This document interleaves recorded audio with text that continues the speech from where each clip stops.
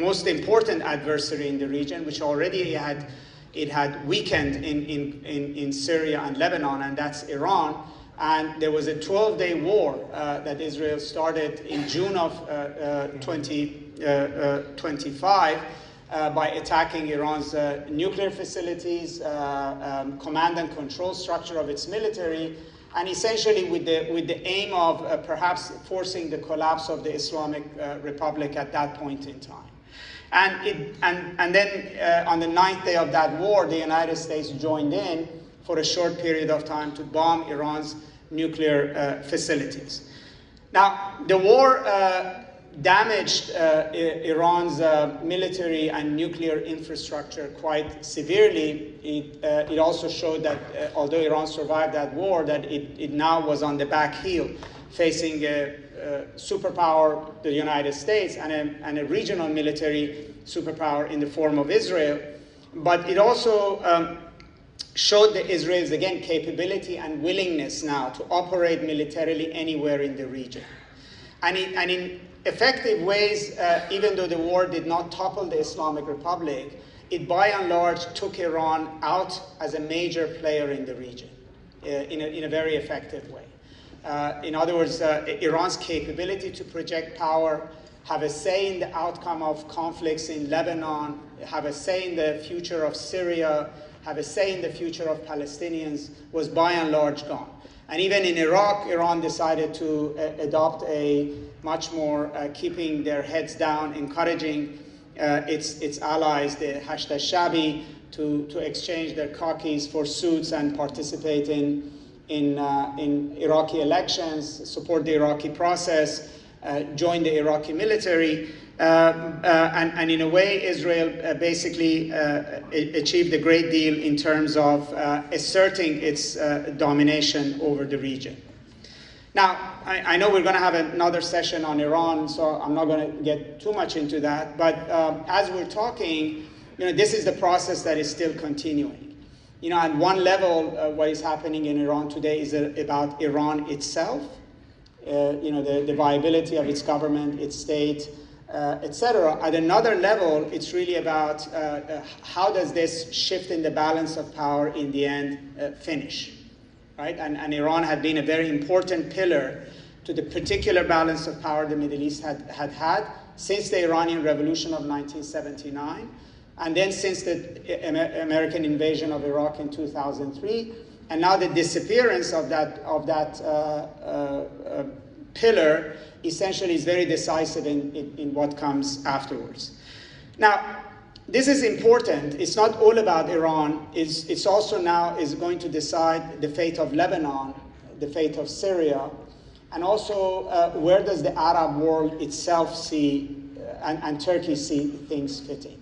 Because each of these countries, particularly the Arab countries and Turkey, also have a vision and a reaction to any kind of a balance of power in the region.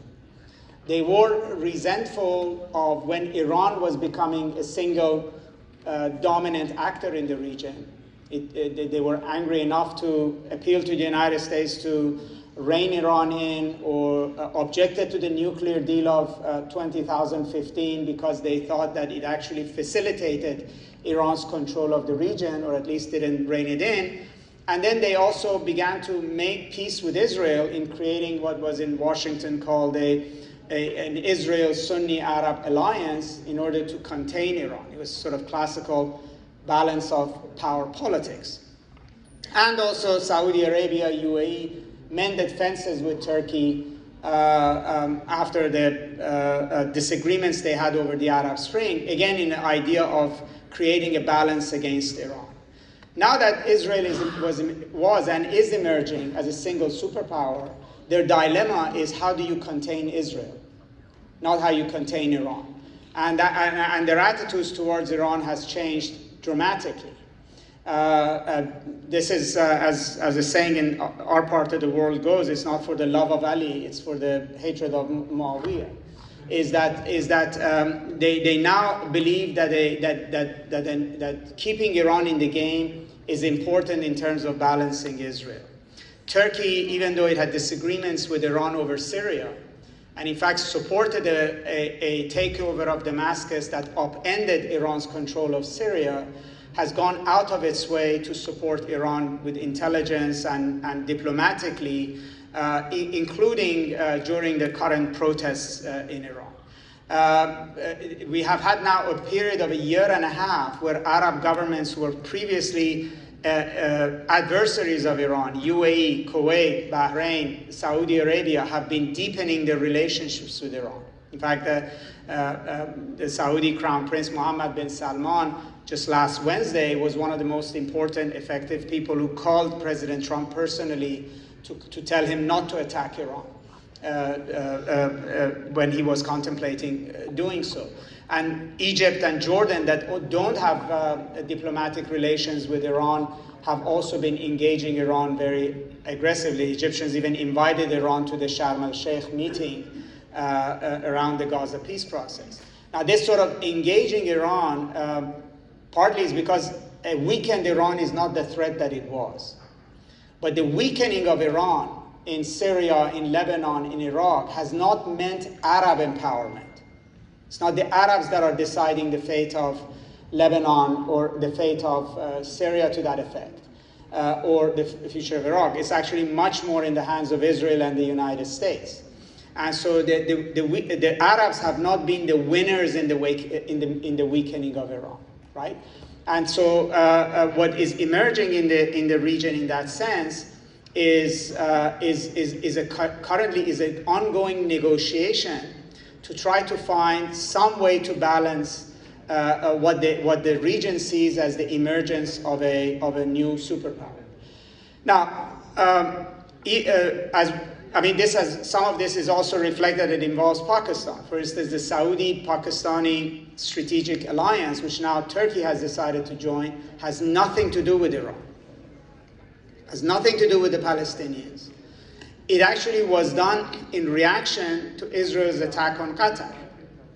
And Turkey joining it, a NATO country, whether it's doing it symbolically or is actually really thinks there is some benefit to it, again, has to do with balancing what Turkey views as a single biggest now regional headache, which is not Iran, which is not the Arab countries, is actually the rising power of Israel, particularly on the southern borders of Turkey, which is in Syria and in Lebanon, right? And so, in other words, what we're witnessing is a collapse of the old order.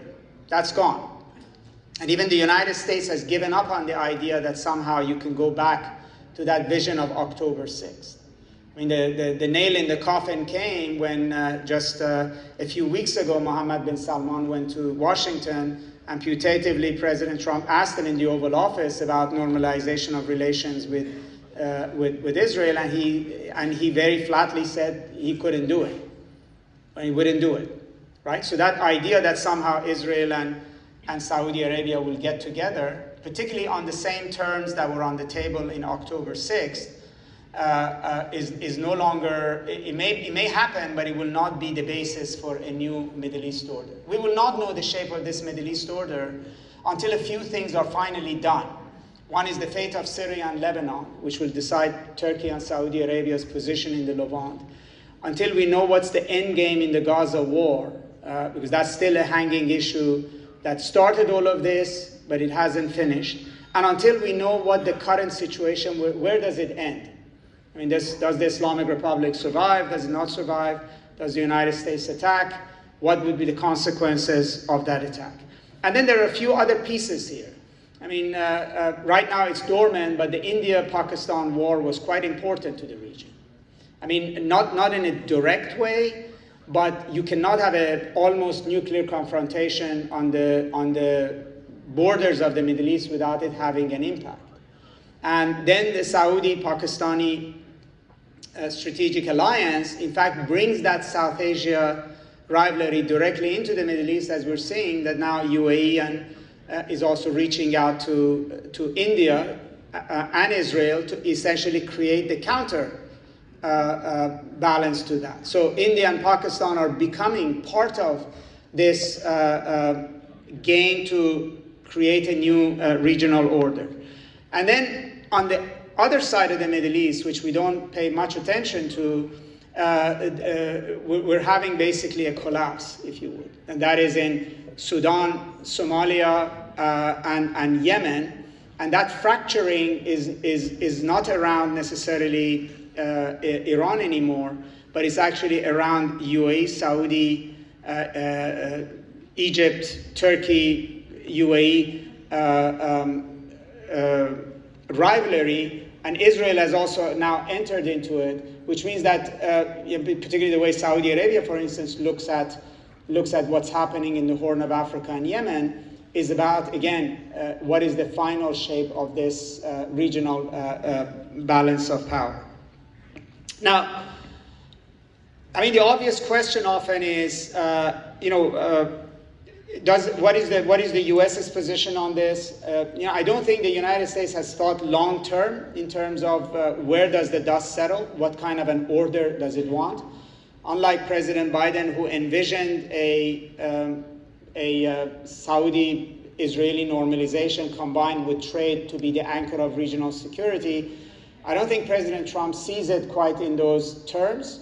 I think they basically are following a strategy of seeing where the dust settles, and some of the conflicts that are coming forward is all new to Washington, like the Horn of Africa, Yemen, clash between UAE and Saudi Arabia, bringing India and Pakistan into the foray. These are all sort of issues that Washington is reacting to and sometimes just sort of digesting what it means.